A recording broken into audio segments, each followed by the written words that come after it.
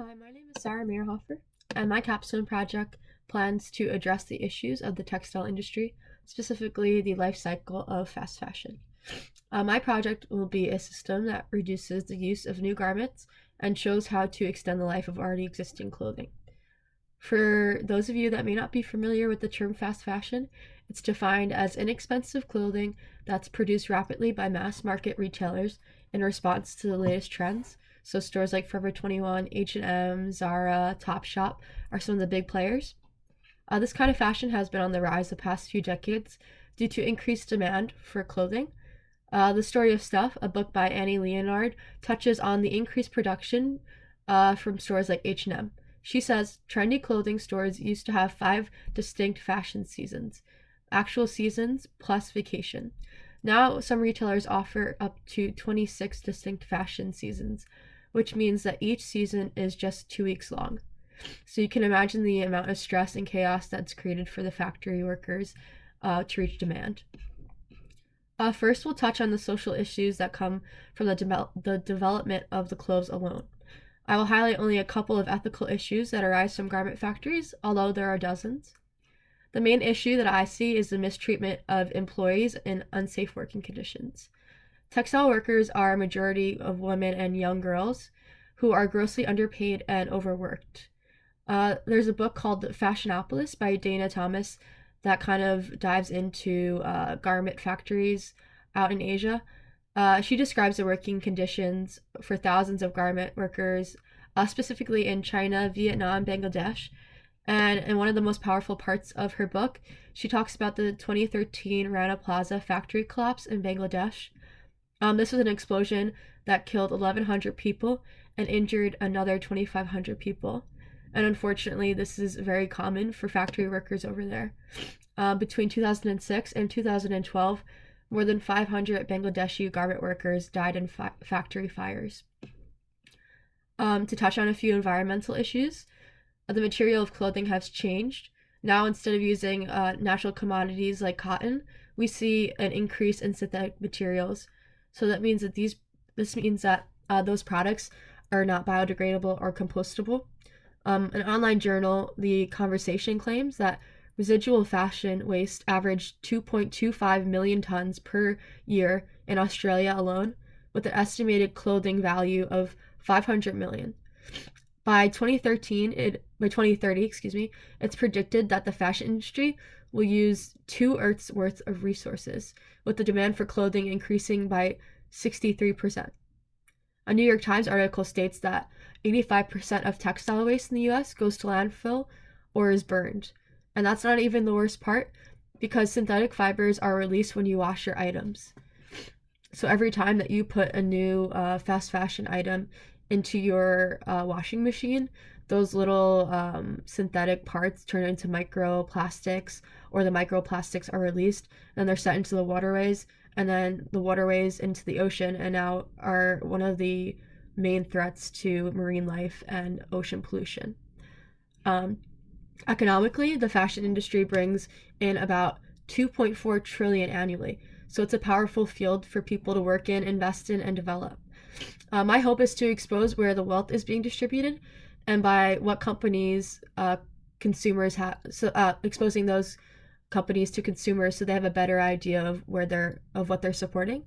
The main issue in my eyes is that the women working for these factories will never see a fraction of the commerce from their daunting work. Fast fashion also encourages a throwaway culture. This encourages consumers to constantly clear out their closet and buy new but poor quality clothing. So it's a big economy with frequently used in and out clothes. Socially, I hope that my project can create a bigger discussion about where our clothes come from. I hope that it creates a community where people challenge each other to find ethical and environmentally friendly clothing options. And economically, my project will contribute any proceeds to these workers, and hopes that them and the victims of fast fashion can find and fight for better rights. My goal for this event is the event in the system is to become a catalyst for individual change. I want this event to be educational and eye-opening. I chose this topic because it's an industry that we as individuals can make waves in. These stores run on our profit, our dollar, and it's one industry where I know that we can actually make a difference. My audience for my project, I hope to have the event and the system go first within the community that I grew up in northern New Jersey. So it's a community of about 250 families, and they kind of follow like my sustainability journey. So I know that a lot of them would be interested to actually like do something proactive and learn about sustainability.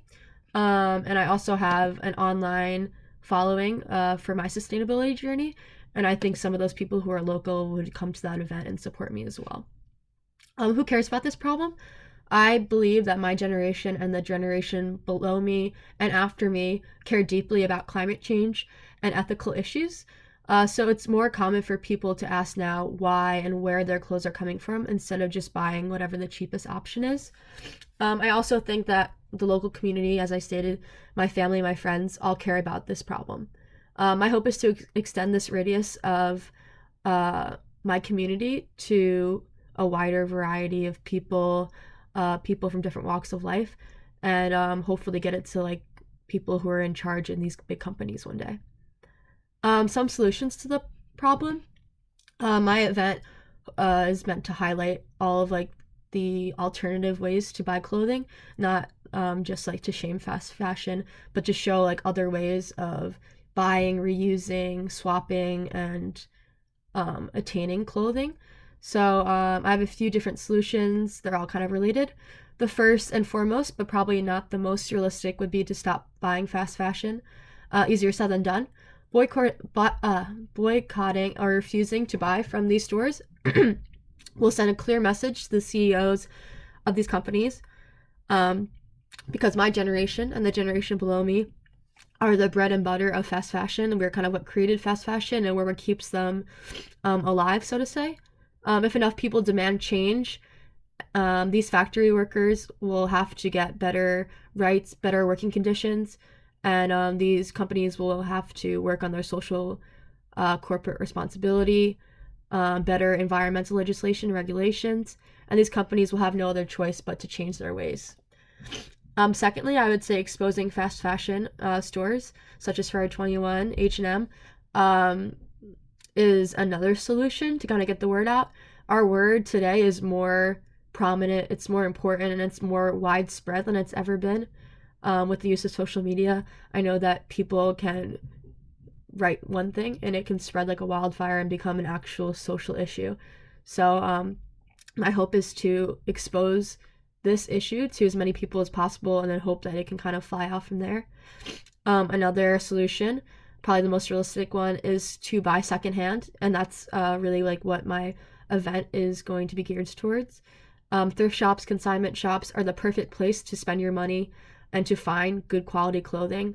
It's another actually environmental issue that fast fashion creates, is that so many of these poor quality clothing are being sent to thrift shops or donation sites like Goodwill or Salvation Army, and the quality is so poor that they actually can't even sell them again. So now they're spending their income to actually either burn these clothes or send them to landfills. Yeah, so just like kind of enforcing thrift shops, showing people how to buy good quality clothes without having to shop online through fast fashion. And another solution that I plan to highlight is shopping from sustainable stores. So not all online stores obviously are, bad or environmentally wrong. There are a lot of stores that are popping up now online that have like great sustainable initiatives. Some just top of my head, sustainable, Girlfriend Collective, Reformation, Everlane, Eileen Fisher. Some are pricier than others, but there are more and more places nowadays to shop sustainably. I think more people continue to support these stores, the more that the other fast fashion shops will see these trends and actually like piggyback on top of them.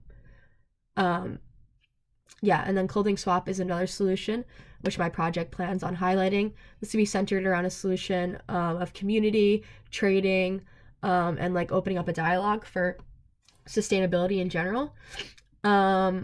So my project relates to my passion and my future career path in a lot of different ways. One of the reasons that I decided to start my sustainability journey was in reading a little article about actually that fire in Bangladesh. I had no idea that like my clothes came from, you know, these poor women. I decided to read more into it, and then that kind of just opened up the door to sustainability as a whole, and what led me to get to this point and like pursuing a degree. I think that this will be great experience of research, communicating, and networking with people to actually get my foot in the door and like start doing the work that I am passionate about. My goal is to do my own sustainability consulting after my degree, and then eventually kind of work my way into educational field, because I believe that education is like where sustainability needs to go to actually really affect people. I think we need to start young age teaching kids sustainability. And I think this will be a great way to kind of get my foot in the door and start talking about the things that I'm passionate about. So that's why I decided to make this project a kind of event as also like a system of clothing swapping. Um, yeah, so that's my plan, and I hope to work more on it and hear from you guys. Thanks.